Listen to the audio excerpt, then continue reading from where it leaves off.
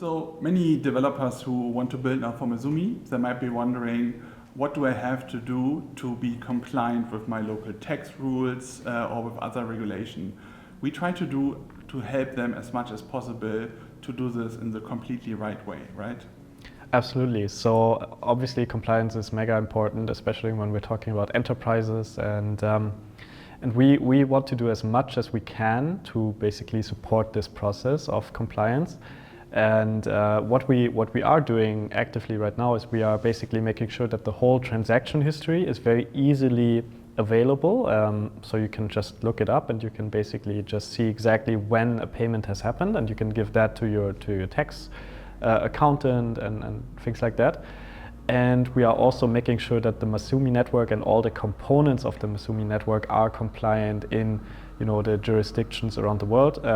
We are in Germany and in Europe in general, right? So we are making sure that we are fully MiCA compliant. MiCA is the new regulation by the EU to work with crypto and to work specifically also with stablecoins. So we are only working with stablecoins that are MiCA compliant. And every step there that we can where we can introduce something to make the process more compliant or more easily compliant, we are working on it.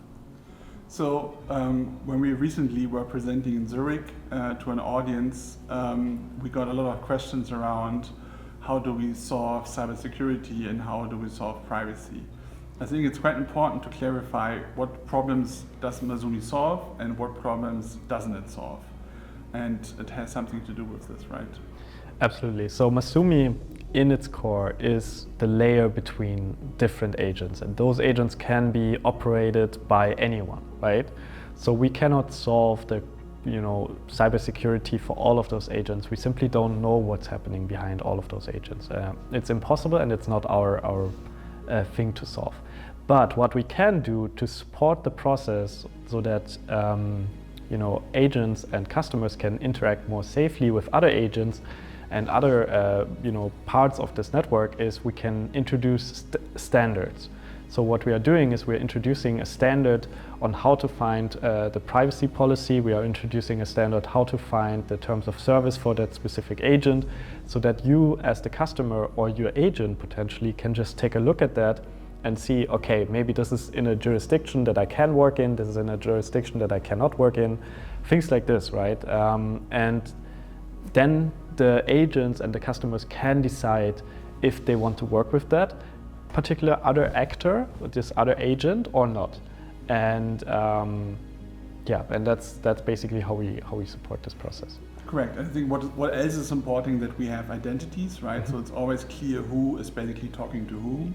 And also the decision logging is obviously supporting the whole process, right? So people who use Masumi, they should have everything in hand to basically be on the safe side. They have basically from the agent to registered, they have the privacy policy, they have the terms of service.